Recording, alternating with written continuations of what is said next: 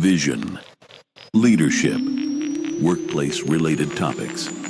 The Voices of Victory podcast show. Subscribe today. Let's go. Vision, leadership, self-esteem, workplace-related topics. Subscribe. The Voices of Victory podcast show. Voices of Victory. Vision, Voices of Victory. leadership, Voices of Victory. workplace-related topics. The Voices of Victory. Voices of Victory. Voices of Victory. Voices of Victory. It's time for the show. You are now listening to the Voices of Victory podcast show. Ladies and gentlemen, Mario Di Leone. Hello and welcome to the Voices of Victory podcast. I am your host, Mario Di Leone, and today's episode is Bulletproof Boundaries, because I'm never your emotional dumpster. So this is the secret sauce behind Bulletproof Boundaries. So listen up, because before you go swinging your no around like a medieval sword, you got to get your internal wiring right. We have to get our head straight.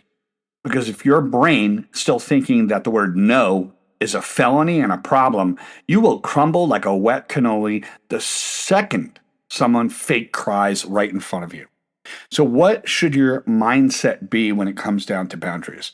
Your mind has to believe one thing. One thing. My peace is never negotiable. Write that down, put it on a Post-it note, put it on your mirror, and brush your teeth with your left hand as you read it in the morning in the privacy of your own mind, because we don't want toothpaste all over the mirror.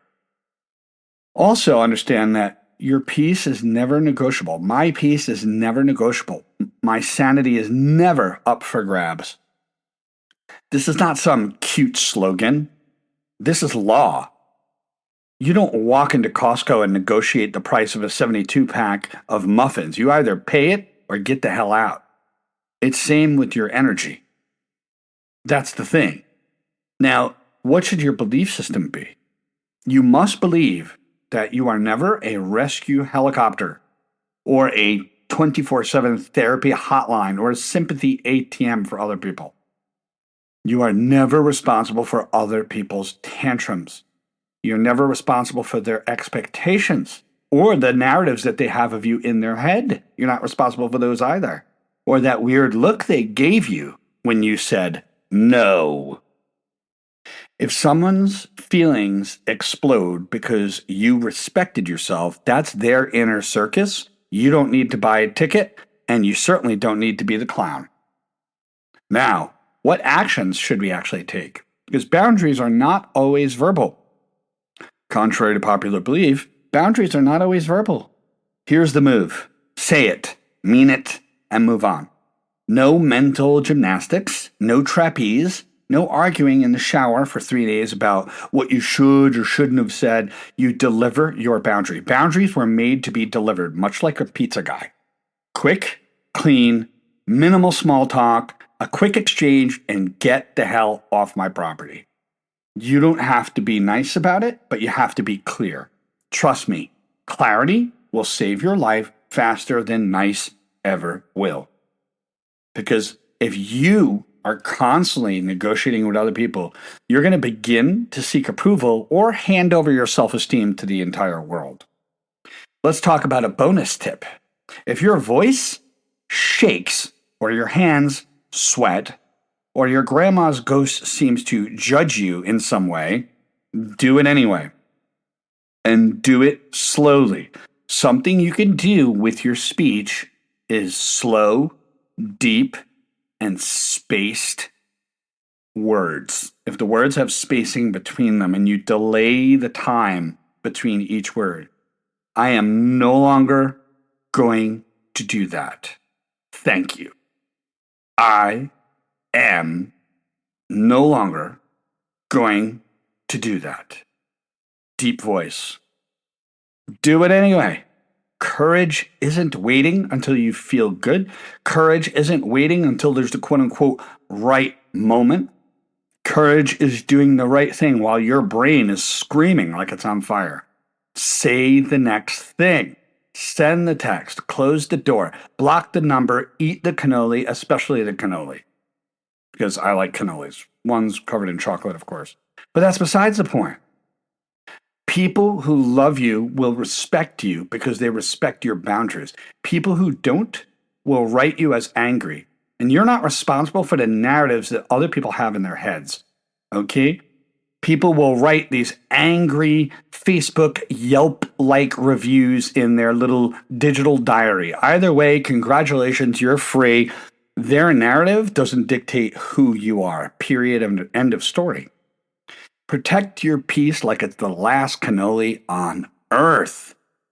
Because bulletproof boundaries is because you are not their emotional dumpster. You're not a person that they can drop off their anguish to all the time. That's what it's all about. So we got to take this to the next level. You survived, let's say, expressing it. You learned to say no like a grown-up. Now it's time for the next segment. How do you exit crazy situations faster than a rat from a burning cannoli shop? Well, you have to be able to identify the boundary busters, the things that will kind of push through your boundaries. Understand that not everybody is going to say thank you for protecting your mental health. Just get that. Whatever you say, whatever you say that what you're going to say to them, they're not going to thank you for protecting your own mental health. That's not going to happen. Some people will act like you crapped on their front lawn. They will act like you ran over their pet hamster just because you didn't answer their text in 4 minutes because they were in some kind of dire emotional need. Now, here's the rule. If they don't respect small boundaries, they'll trample big ones. And what some people will do is they'll do what I call inch testing. It's called inch testing.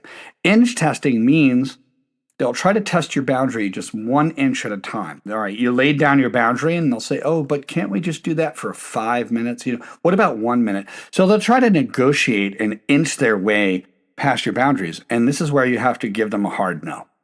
And say, but the best phrase, and I've learned this from an old friend who is a security guard.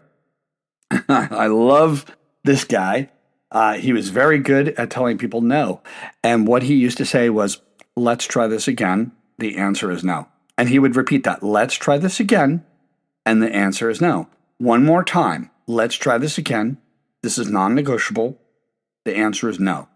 And he would just repeat that. Repeat that. And tone of voice is really good when you do it. And eye contact is really good if you're face to face with them. But if you don't respect the small boundaries, if they don't respect the small boundaries, they'll trample on big ones, or they'll simply inch test their way. So an inch test means, and you're not going to hear this, by the way, you're not going to hear this from any other channel out there. You're not going to hear anything about the phrase inch test. The inch test is when they say something to test how far they can push that boundary. That's what they're doing. So they're trying to inch test that. When they inch test it, what they're looking for is kind of a negotiation. They want to negotiate something small, right? And you got to remember, I teach negotiation. And people will negotiate several small things until they get something big. Got it? So when they inch test, they're going to simply do small bouts of negotiation until they break past your boundary. Got it? So boundary busters, they come in a whole host of flavors. Let's talk about the very first one.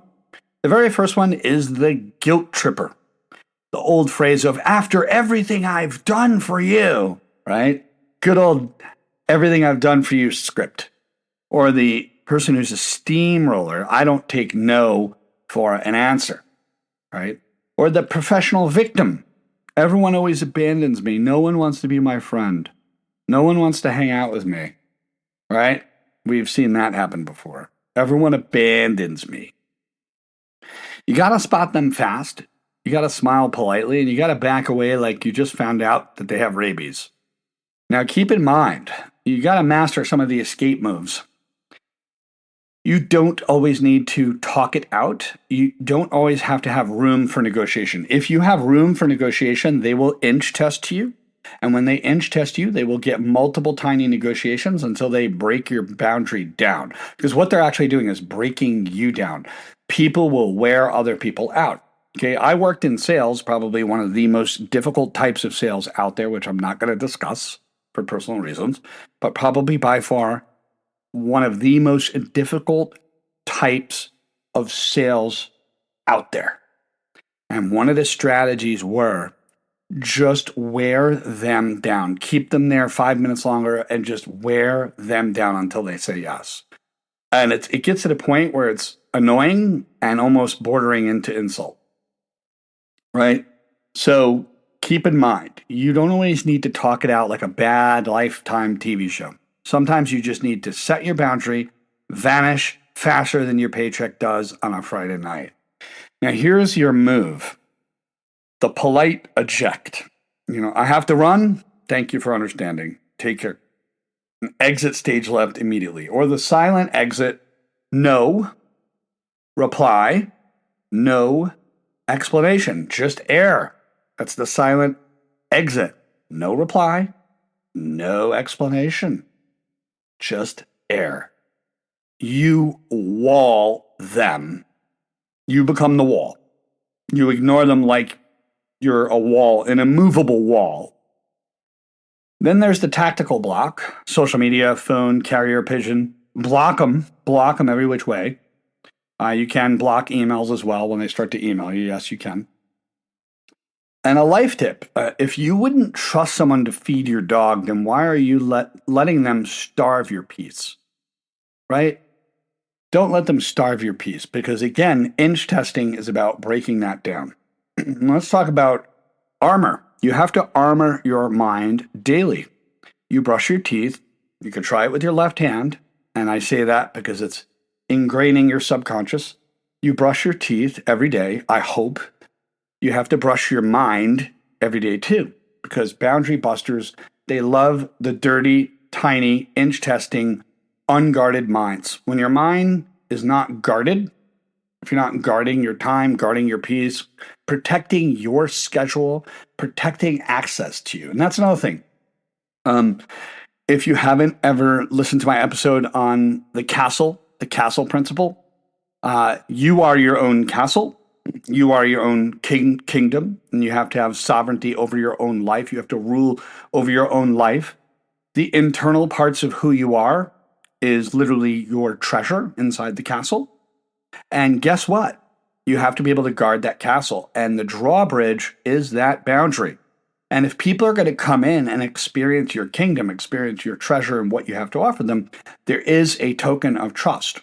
And when people break that token of trust, as they did in medieval times, and that's why wars broke out, the people are going to look for the unguarded minds. If you're going to infiltrate a castle, the first thing you do is wait till the guards are asleep, or they're not paying attention, or they're out to lunch. They're not guarding the gates. They're not guarding the walls, right?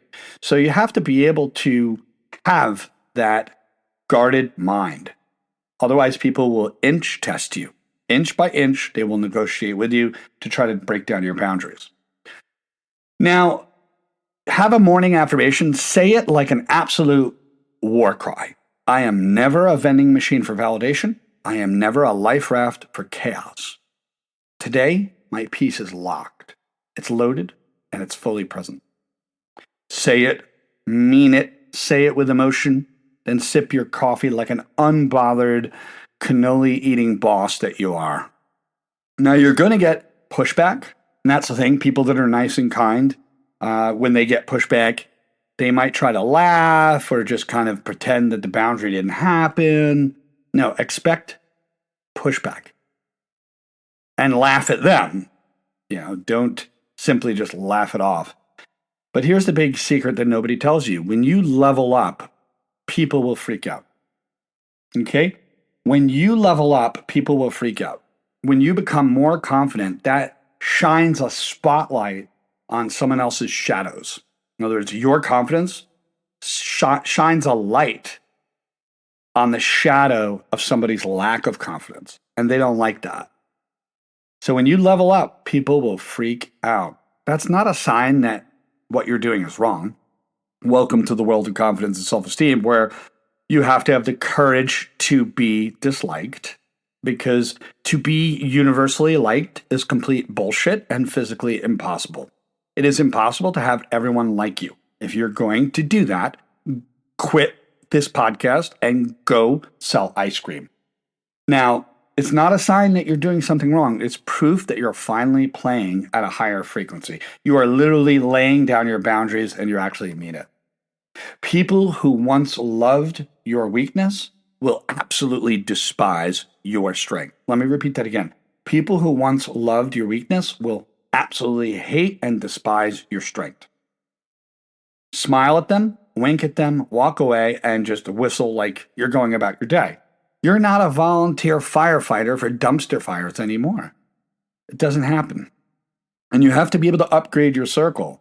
After building boundaries, something amazing starts to happen. You start to attract people that respect walls. They respect boundaries because they have their own.